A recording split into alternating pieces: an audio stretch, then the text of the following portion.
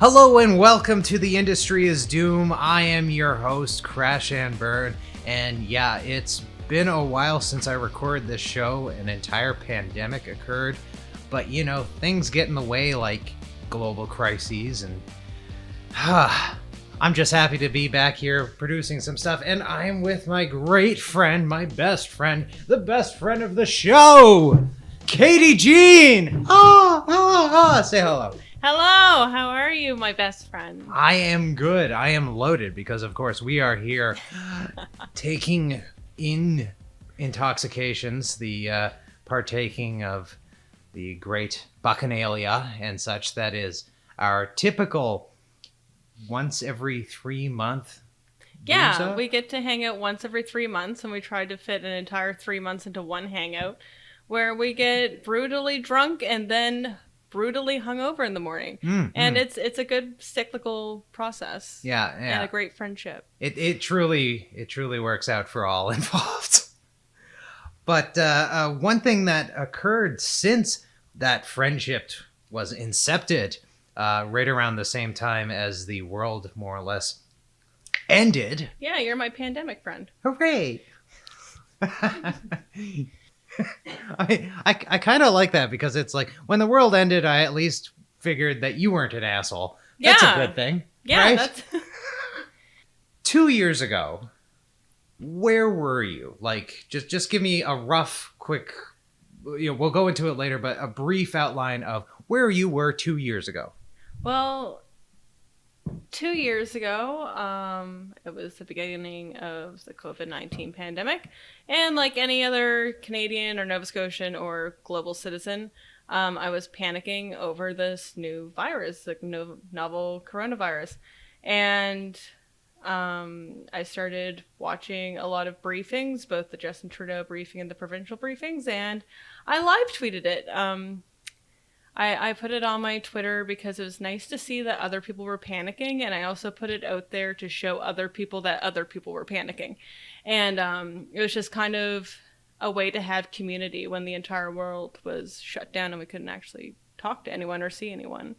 So that's where I was at 2 years ago right now. Yeah, just like reaching out to people because everyone, of course, was scared. Everyone was confused. And just using social media, you weren't trying to do some sort of media campaign blitz. No. It was just honest content. My plans were, because before the pandemic I was a church organist and I was practicing Easter hymns because I thought my job would continue, and obviously Easter never happened and I didn't return. So and 2 years later, where are you now?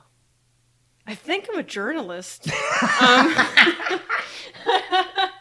It's kind of funny because like my Twitter got pretty popular over the pandemic, and people used to like started calling me the media, and I'd be like, no, I'm not the media. I'm just on Twitter. And now people are like, oh my God, you're the media. And I'm like, no. Yeah, I am the media. Holy shit. I don't really know how it happened, but yeah, now I am a columnist and I'm a writer. Yeah, so you're working for Saltwire, and you ended up there, and again, like, it is directly because of the tweeting you did. Yes.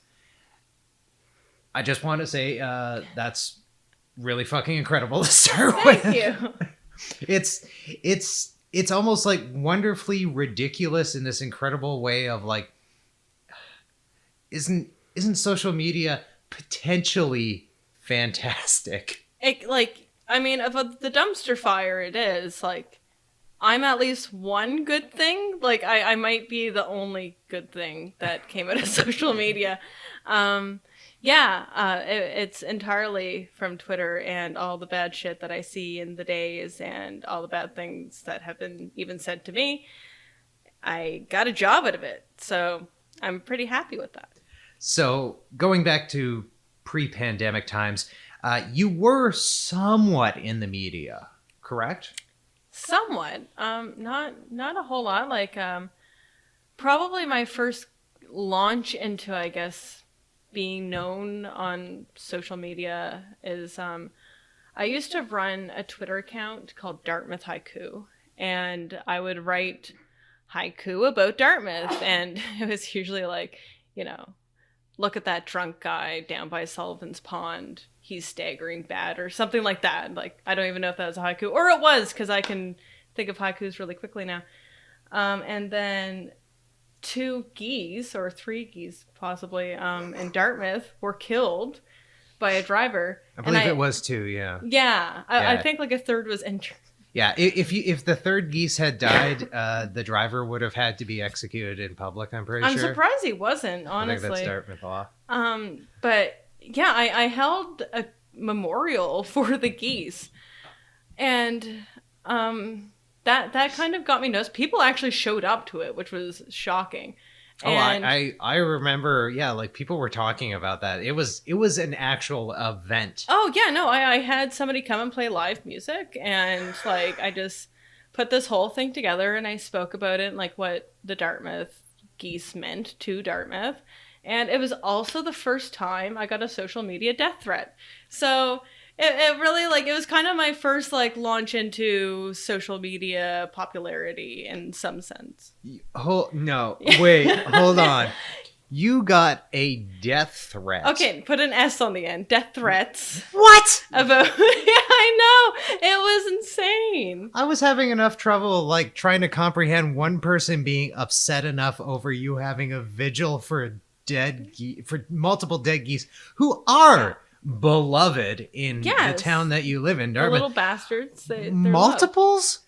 Yeah. Are they from the same person? No. I had like 3 go to Dartmouth Haiku saying like I should be hit by a car, and like they think that, like, one said I should try my chances in the crosswalk, and I was like, this is the most stupid thing. Like, this is kind of good that this is how my Twitter, I guess, career started, because it just showed how absolutely ridiculous social media can be and is. And yeah. So I got death threats from the Goose Memorial, and then I saved a bee just before then on the Weather Network. So I did have like some following, but it wasn't like immense. Like I get recognized at the grocery store now, and it wasn't like that before. A bit of a change, yeah, for sure. Now from there, you also have done some acting. Like, you know, you've appeared on social media, but in some markets where, like, we can't even watch some of the stuff legally that you have been in. Okay, can I just like establish right now that I don't do porn? It's not porn. It's not porn. It's not porn. It's not porn. It's not porn. It's not porn. It's IP locked by jurisdiction. It's not porn. Yeah. If I had that money, I wouldn't be on Twitter anymore. But yeah, I've done some acting. So I used to do some film, regular, PG-14 film.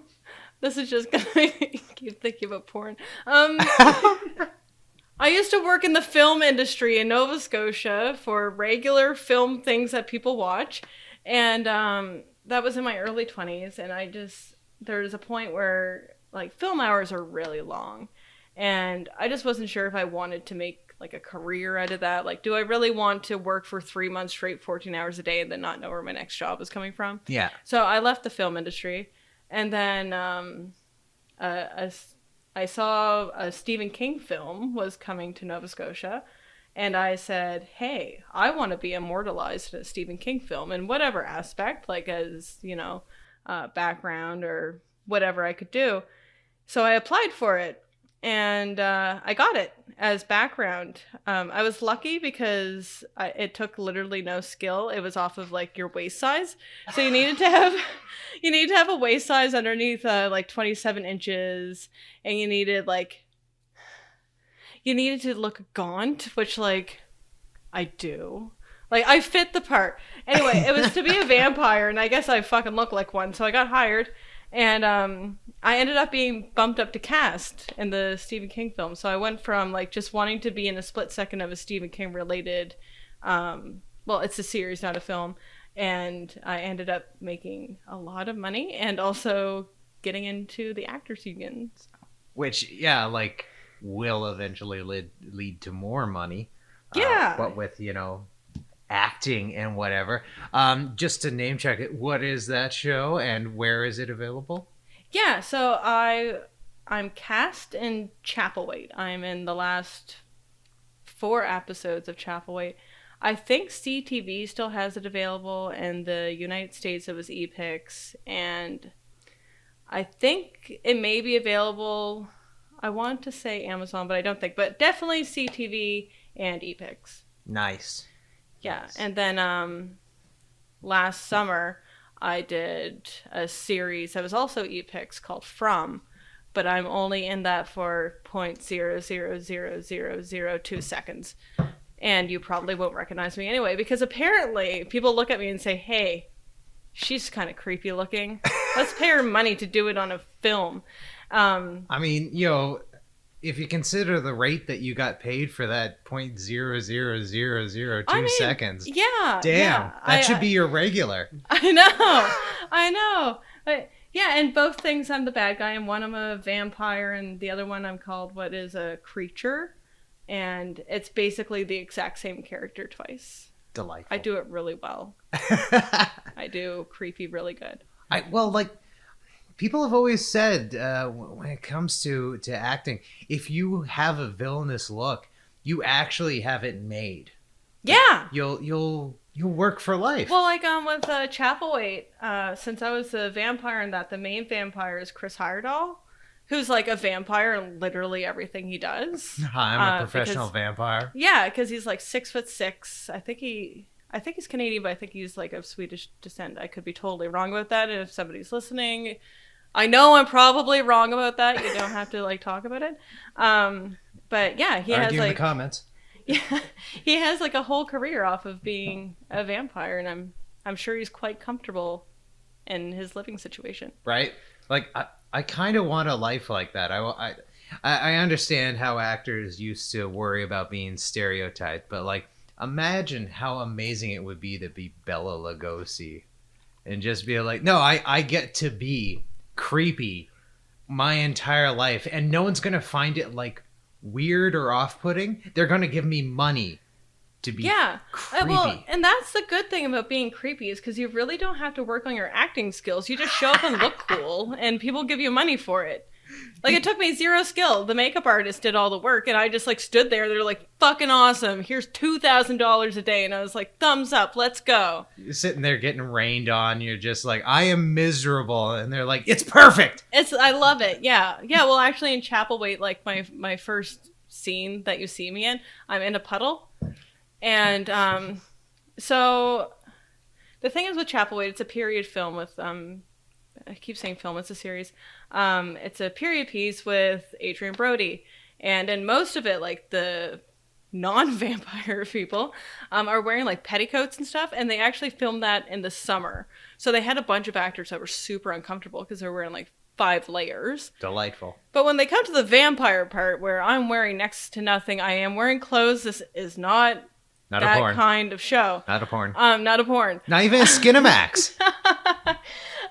But anyway, so they put me in like very thin clothing in a puddle in December in Nova Scotia. And again, I got this part because I'm very skinny. I was then. I've gained the COVID-19. But I was very skinny. So they put the skinniest person they could find in Dartmouth inside a puddle in December. And I was so cold, I pulled my back from shivering. Oh my God. I was so noticeably cold that Adrien Brody himself approached me and said, oh my God, I have to get you out of here. And literally made production change their camera shot so I wouldn't be in any more scenes.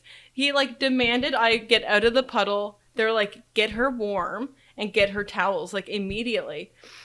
That's how cold I was. I've never been that cold in my life. I was freezing. Swept off your feet by the hero Adrien Brody. But I did get carried to you talk. out as the theme song from The Bodyguard plays in the background. And And everyone just starts slow clapping. And then I was walking off the set, and he was like kind of walking past me, and I said, I really want to hug you. And he like kind of looked like he was going to accept it, but I was like, but COVID. And I just like, mic drop, walk away from Adrien Brody. Oh, that's power. Yeah. That's power. Yeah, that was power. He probably thinks about that every It's actually because I'm really awkward, but like it seemed like I was being really cool. Adrien Brody thinks that you're just like stone cold. Oh, yeah. Yeah. He was like, I saved her for nothing. He's got to be like sitting on a yacht somewhere in the Mediterranean, you know, just constantly thinking like, yeah, but that one girl got away. I'm Adrien Brody's one that got away. So you've acted, you've social media'd. All of that's like really awesome and amazing. But it's not necessarily, you know, journalism. It's not getting into journalism. Right. However, you still find yourself now in a position where not only do you have a weekly column and write for a couple of other sources, as I understand. Just yesterday, you had lunch with the former premier, and you last week received a gift that included an autograph from Dr. Strang, and you've been in contact with so many politicians, and Justin Trudeau's office knows who you are. Yeah. How'd you go from 0 to 60? How? See, this is where I think I lucked out. And I think this is where it happened. So when I started doing the live tweeting and the briefings on, I believe it was April 6th of 2020.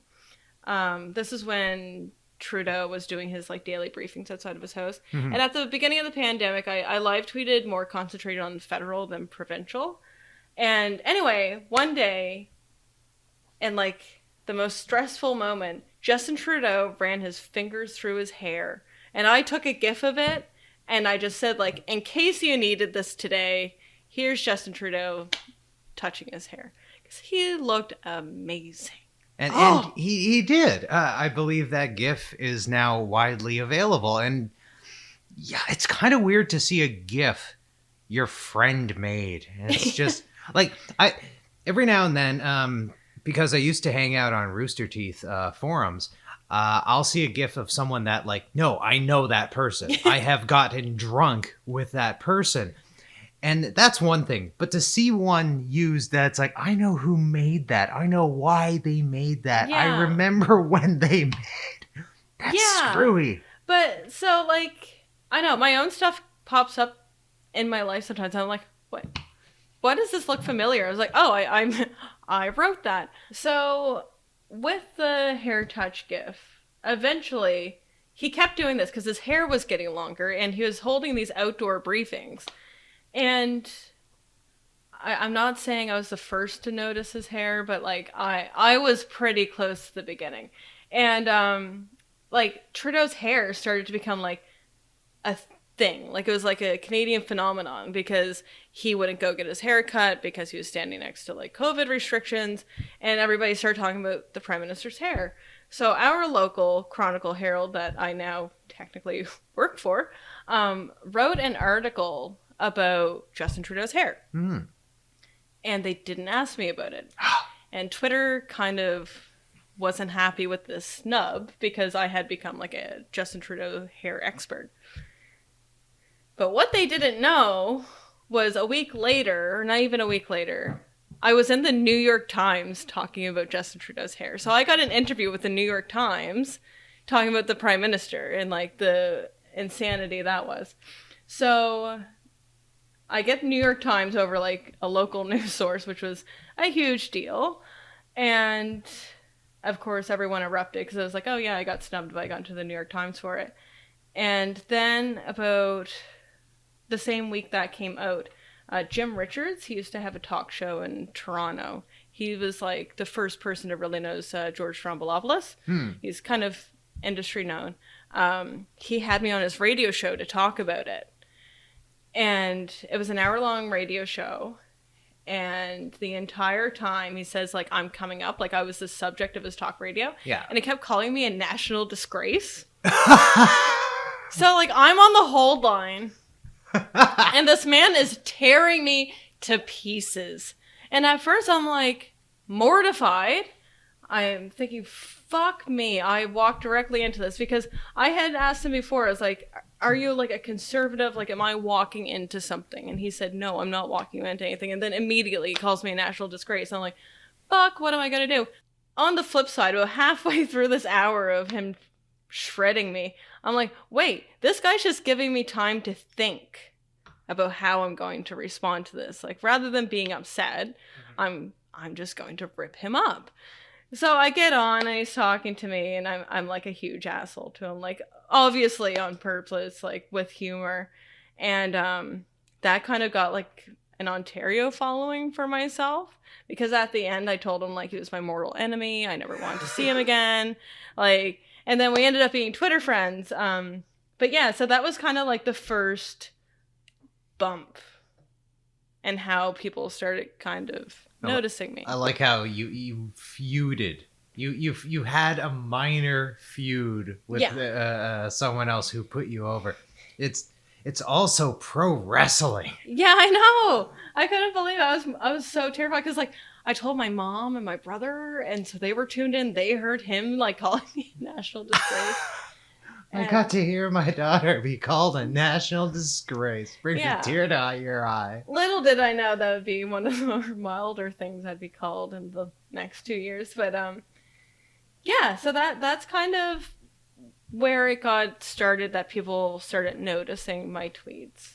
Now, what happened between, I think that was like May or June 2020 and today? Don't really know. It started getting more popular around, I would say, like, I did a 1-year review of the Nova Scotia provincial briefings and Justin Trudeau's briefings.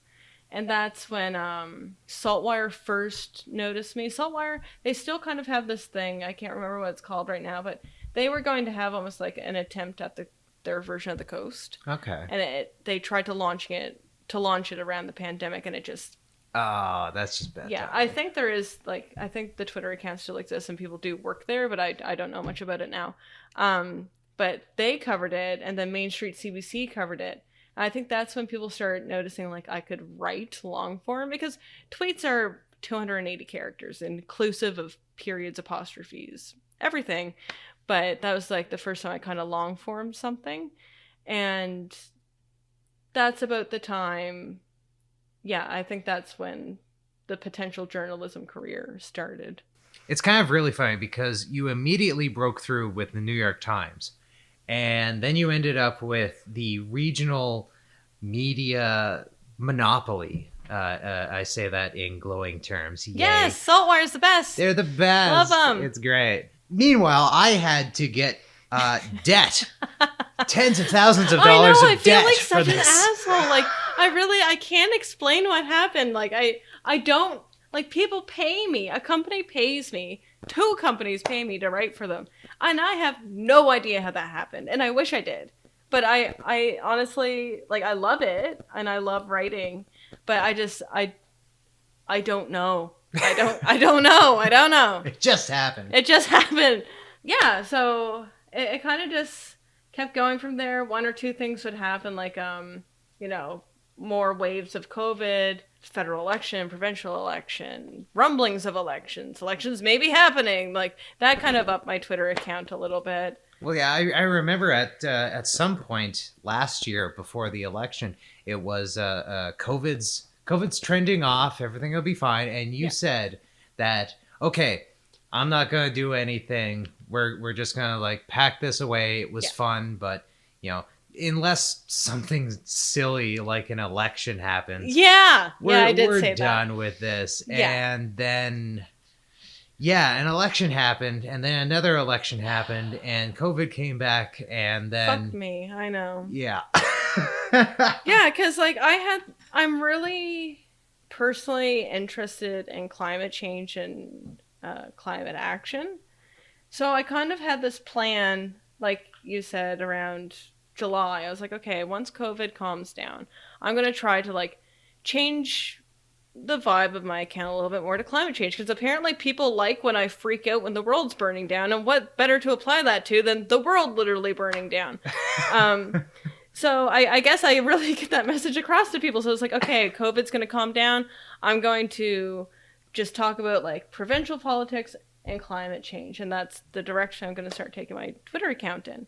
And then COVID just happened again, and a provincial election happened and a federal election happened, and I didn't know what was going on anymore. And then COVID hit again, and I haven't been able to actually like switch my gears that much. I would like to, but I don't think it would be a good service to be like, hey, guess what? We're all going to die, either from a virus or the world burning down. Good luck, everyone. Have a great day. I do try to keep people somewhat happy and not scare them. Well, everyone needs a hobby, I guess, and I guess it's a nice thing that at the end of the day, people would rather hear about doom and gloom from you than either not hear about it or panic outright. That's good. You have the assurance of a pilot as a plane is crashing. Exactly, yeah. Yeah, but it's actually funny. You can see this evidence of me attempting to go into climate change because just about, it was like mid-December, I had a column come out where I interviewed Jerry Butts about climate change. And that was going to be my step off into climate. And that's actually the week that Omicron happened. So that is the evidence that I was just like, I'm not doing COVID anymore. And I was like, guess what? We're doing COVID again. And then booster shots started happening. And then like children started getting vaccinated. And it was like, I want it to end. And not that I don't, like, I like covering COVID. Like, I know a lot about it. I might as well use this knowledge. And people seem to like to go to me as a source of COVID knowledge, and I really do appreciate that, and I would never stop completely. But yeah, I've been trying to like just hope that like even for a month so I can start not talking about it. It'd be nice to breathe. Yeah, it'd be nice to literally be nice to breathe like in a public setting without fearing that I have just breathed in death. I would like to not play Russian roulette with my nostrils. But yeah, so that was the original plan, and now I don't know what I'm doing. I have no idea what I'm doing at all. Like in any aspect of my life, I have no idea what I'm doing now. I guess I'm still covering COVID, and I have a column that somebody pays me money for. I don't know what's going on. Considering that, I won't ask you like where you think the future is going, because we just clearly explained that your ideas and presumptions about the future don't mean shit. They can sometimes end. Don't Congratulations! Now you have a journalism career. Yeah, I know. But what's a project you'd love to work on? That is a good question. I mean, personally, I know I just talked about like getting away from COVID. I did the 2-year review of Nova Scotia provincial briefings, the COVID-19 briefings. I'd like to make that into an entire book, cut down on my coarse language a little bit, and expand into actual like global events that were happening at the same time to really put it in perspective. But any other projects, I don't know. I've been thinking of starting a YouTube series. It's so weird because I don't understand how I got here, and every day I wake up and something cool happens, and I'm not scared for the day that it might drop, but I just expect, like, I guess my luck to almost run out. So I try not to look too much into the future in case, my luck does run out. And maybe, Saltwire has, like, some movings around as they do, and I could be out of a job. This could have just been a ride. So I try not to think too far into the future or think too big, because I just feel so lucky with what I have. Well, damn, just conclude the episode, why don't you? And it's over. No, it's not. It's like COVID. We're back for 5 more episodes. Hold on. No, that was fantastic. Thank you so much for coming on The Industry is Doom. If anyone is interested in seeing your incredible amount of stuff that you've generated over the last 2 years, where can they find it? Everything splinters off of my Twitter account, so the best thing to do is to follow me on Twitter. My handle is Katy, not IE. That's at KATY, not IE. Not Katy Naughty. This is, or Katy No Tie. It is KATY, not IE on Twitter. I was kind of wanted to know that, and I always forget it because we usually get drunk around each other and stuff. Yeah, it's how you spell my name.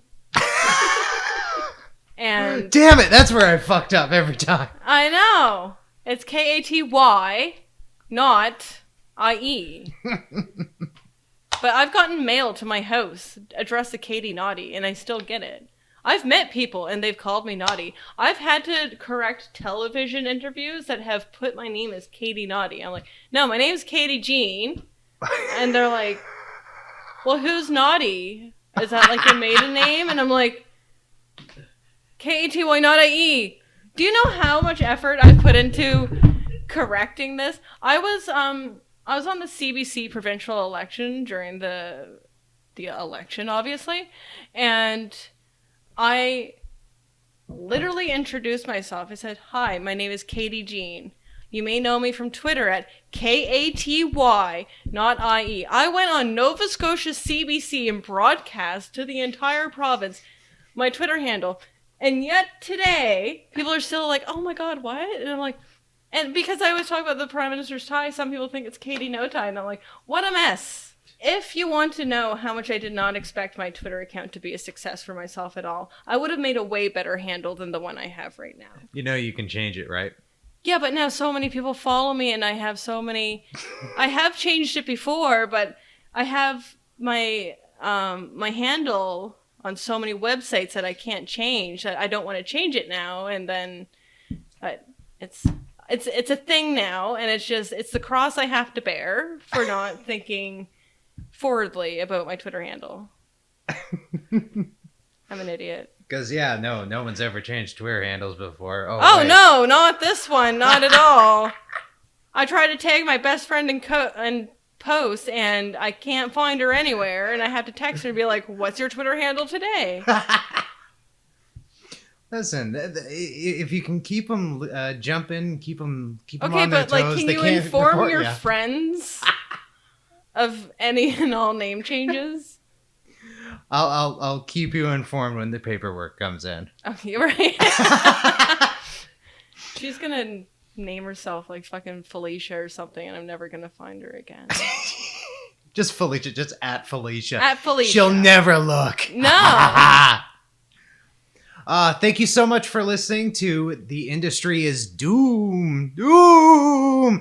I have been your host, Crash and Burn. Please like, share, and subscribe. Check out some more of my content at patreon.com/hereygo, where you will find over 100 podcast episodes, videos, essays, and some more crazy shit.